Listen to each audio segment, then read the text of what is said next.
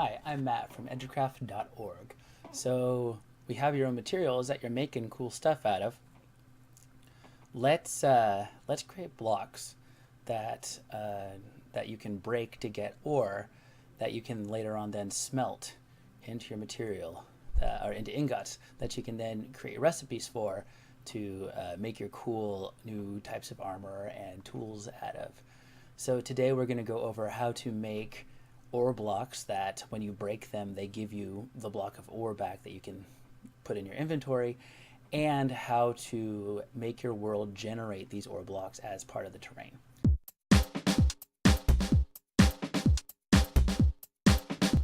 So probably the easiest way to get this done is to make sure that you have the files in your SRC folder in your Forge workspace environment that you took home with you from camp in this flash drive, because that'll have classes that are relatively complicated to set up that are already designed for you. And again, if you don't have your flash drive, you can always download those files from educraft.org, our website, which you saw in the last video.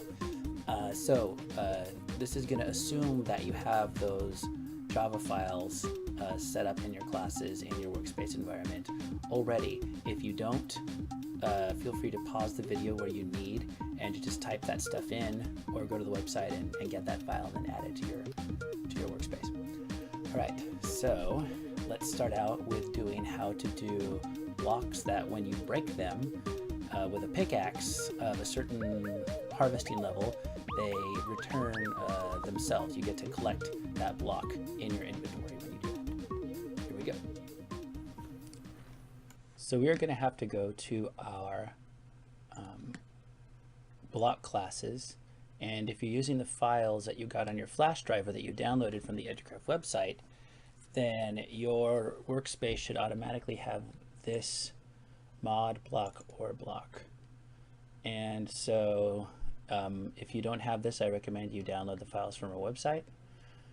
But if you really want to make it yourself, I'll just show you the text and you can pause your video whenever you want to copy what I have right here.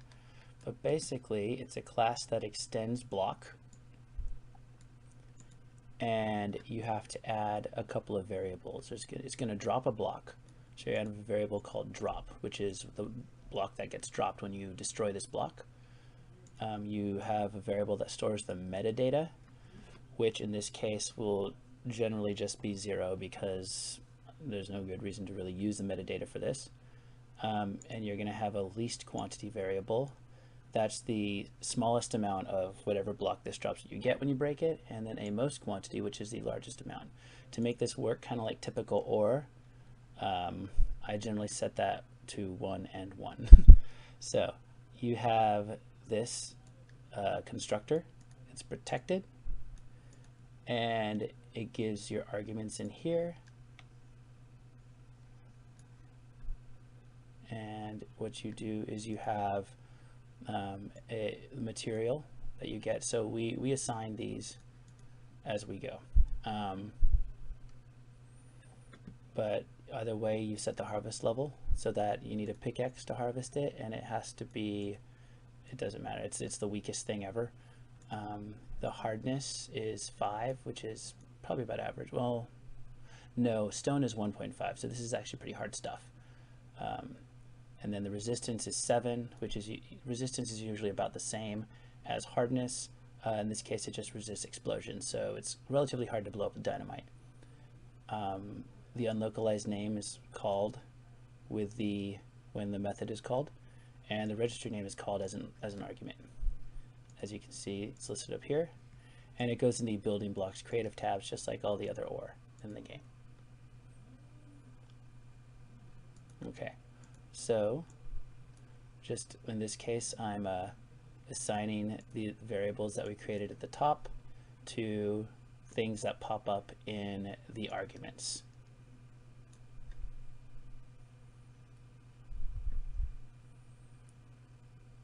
Okay, that being said, there's also a public constructor that can be read by other classes. And in this protected constructor, I deal specifically with the drop. So this is where I say it only drops 1. The minimum drop is 1. The maximum drop is 1. And I create this class that determines what gets dropped. And I say that drop variable ends up getting dropped when you break the block.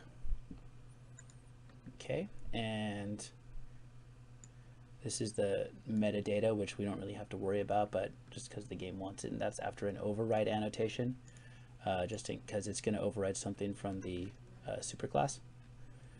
And then how much is dropped. This is a method where it takes this number and picks a random number from that number to that number. And this is just the method that sort of makes that happen. And that overrides something from the superclass, so that it gets an add override annotation. I make it really easy on this method because I just say 1 and 1. Okay, so these are the qualities, just so you know too, because in this case, the drop has to be a block. So if you want to make a block that drops an item, you're going to have to create a different class. Okay, now we're going to go to mod blocks. And what we do is we create a variable for our material ore. In fact, I can just create a new one that uses the mod block ore. So I'm going to call it public static block, and I did unobtainium underscore ore. I'm going to use my init method to create it, and if you look, there's an example of over here. This is using the arguments set in mod block ore, unlocalized name, registry name, material that it's made out of, and what it drops, and minimum maximum. So it's going to be pretty similar. In this case, it's unobtainium underscore ore equals new mod block ore, which is the class. I'm going to add my semicolon right at the spot so I don't forget it. And I'm going to call it unobtainium ore as the unlocalized name, and block unobtainium ore as the registry name. And for materials, you just pick a material in the game. You can create your own block materials, but in general, since you set the hardness anyway and you set the resistance anyway, it's kind of pointless. So I usually just pick stone. But I generally just find a material that seems similar to what you want. So if it's ore, rock, I always pick rock. And then it's going to drop mod blocks dot unobtainium ore. It drops itself, like most ore in the game, and you get 1, just like with iron or anything like that. All right, and so now we're going to have to register this, or register a block. So register block, not block. My semicolon there, and I'm going to type unobtainium underscore ore, and then register render.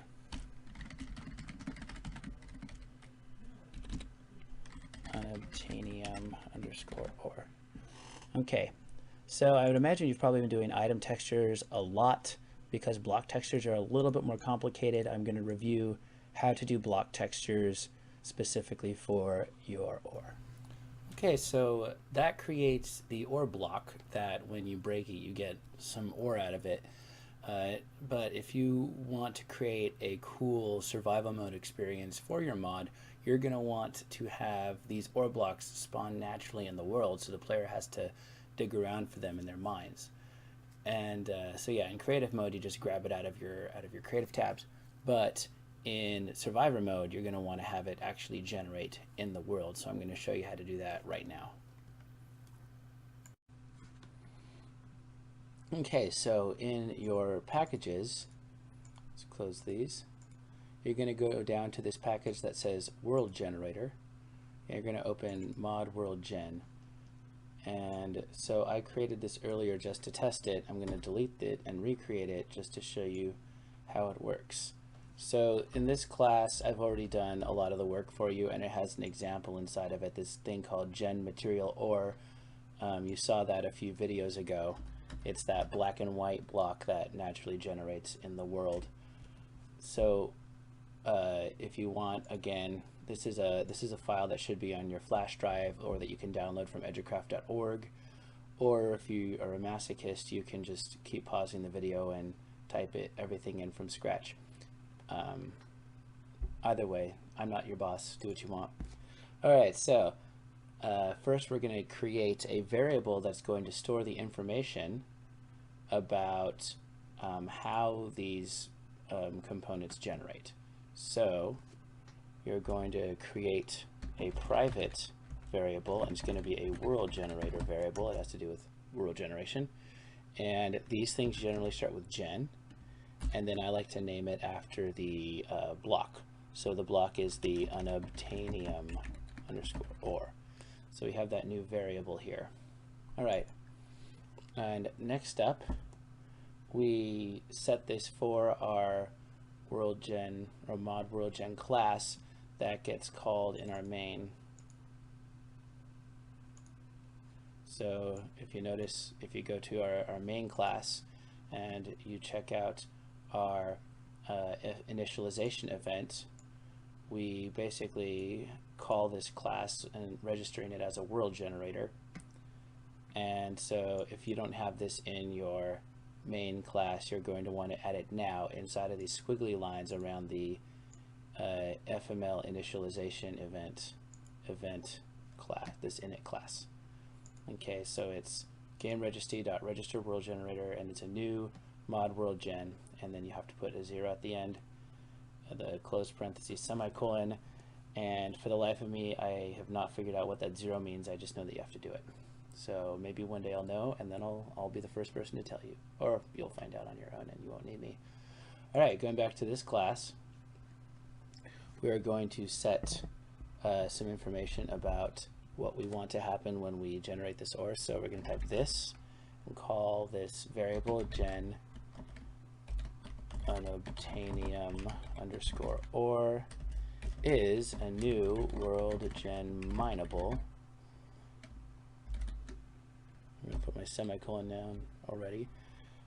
We have to call the variable of the OR from our mod block. So this is basically saying what exactly is going to be generated.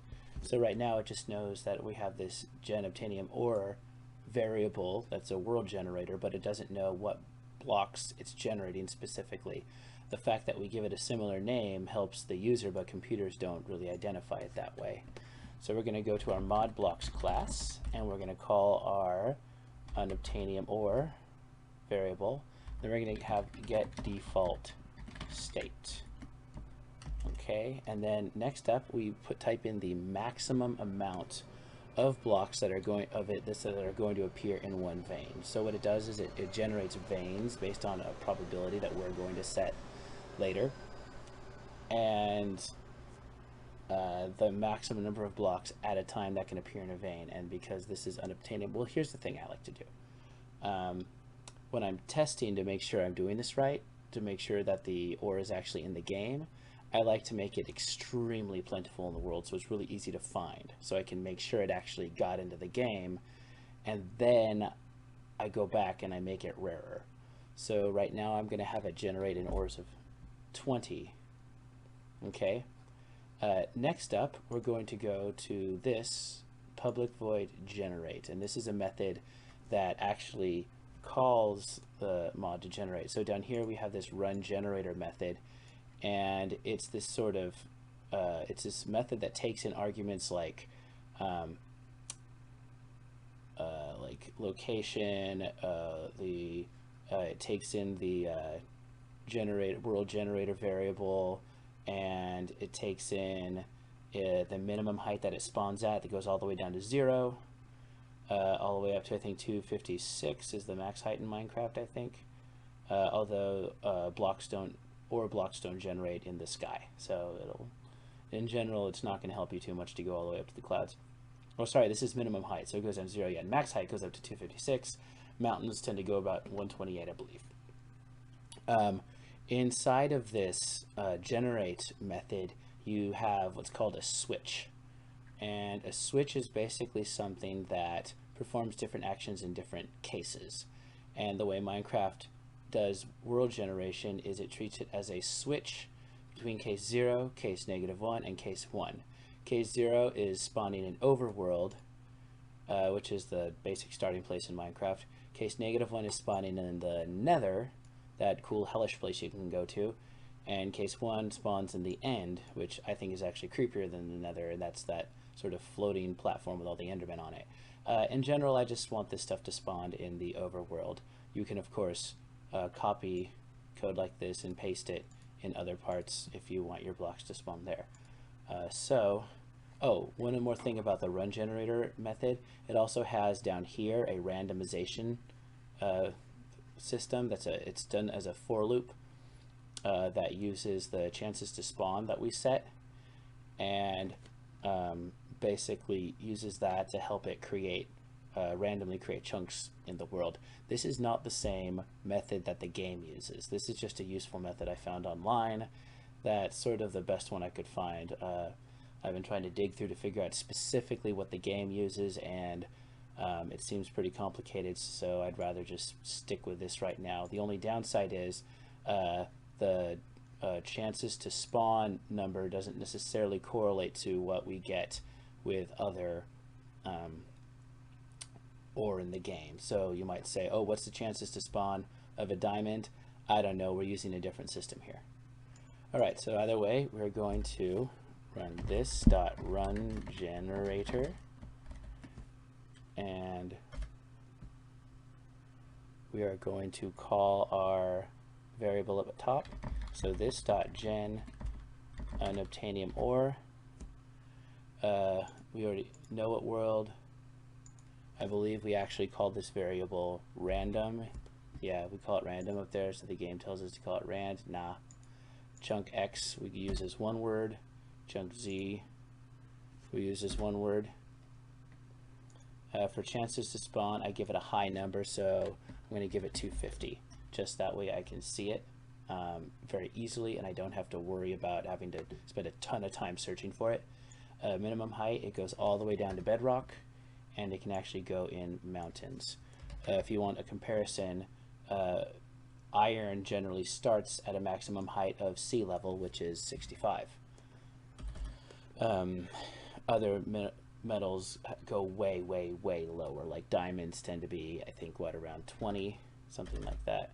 I'm going to keep it at 128, so it's really easy to find in the mountains and the bedrock, and I'm very likely to see it.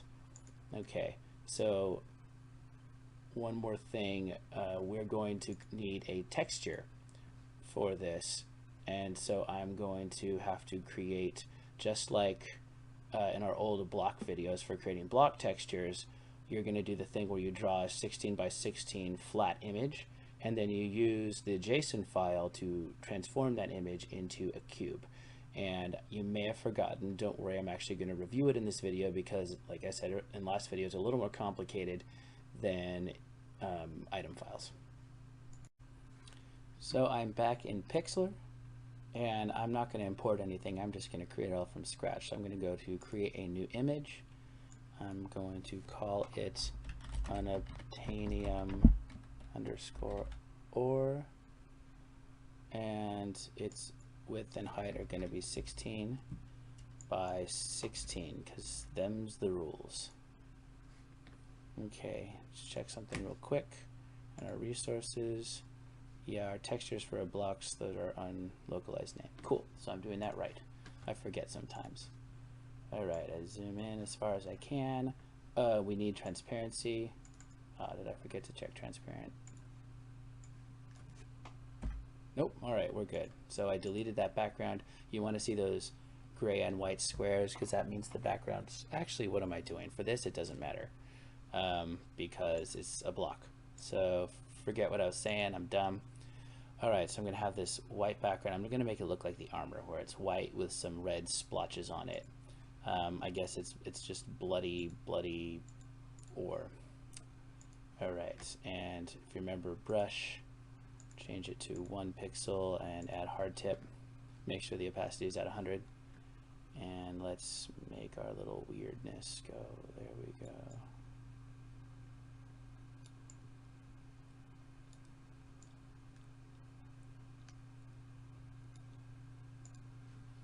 And make a little darker red for the middle.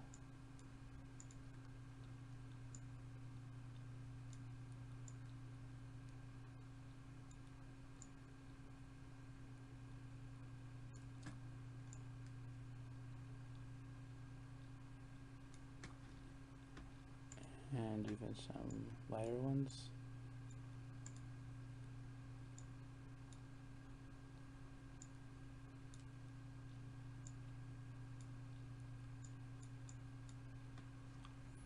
And with the hay, we're going to get some gray in here.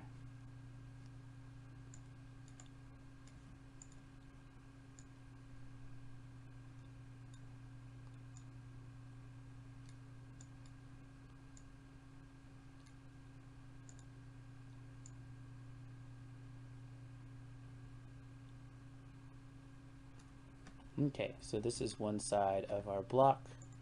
File, save, unobtainium underscore or, not a JPEG. I'm going to select a PNG. That's what Minecraft wants, and that's what Minecraft gets. And I'm just going to put it on the desktop so it's easy to find, and I can just drag it over into Eclipse. So Eclipse is back, and I am going to find my file that I just made. There it is. It was on my desktop. I'm going to take it to textures, and it's going to be in blocks. And I'm going to copy the file. A couple more things. I need to make the item JSON for the block because it needs to appear in my inventory when I get it. And I need to make the block JSON for my block because it needs to appear in my hand. I need to make the block states because it needs to appear in the world. So when this happens, just make sure you selected block name is really the best one to go with. So I would, if I were you, I'd select block name. So right click on block name, copy, right click on the package item, paste, and sure, I'll save it. And now I'm going to call it block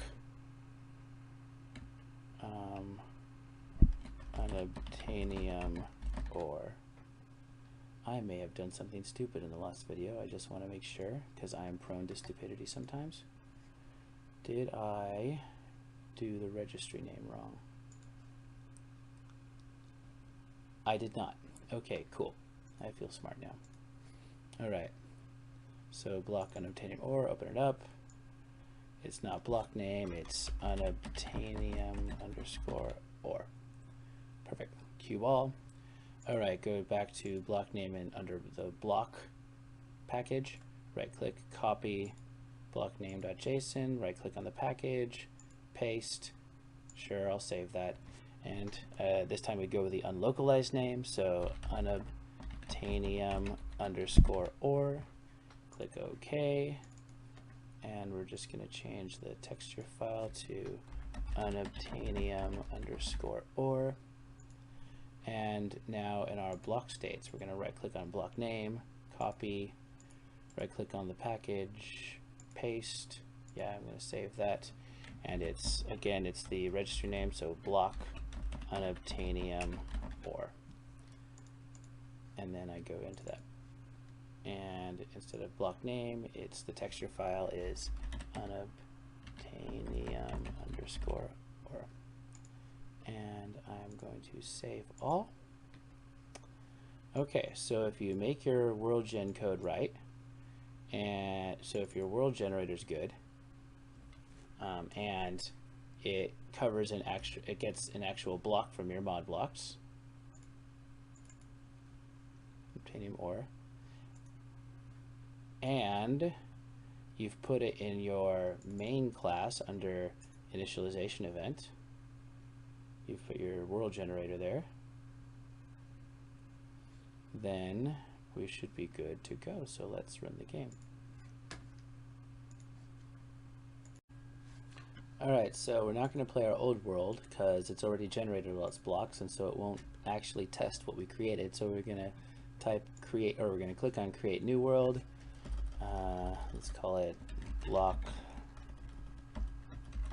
spawn test. And of course we want it in creative because playtesting and survival is a pain in the butt. Let's create the new world, and we're going to go on a hunt to see if we found our block. Alright, so the world's been created. I'm just going to flag, oh, already found one. It looks scabby. So there's already been a block.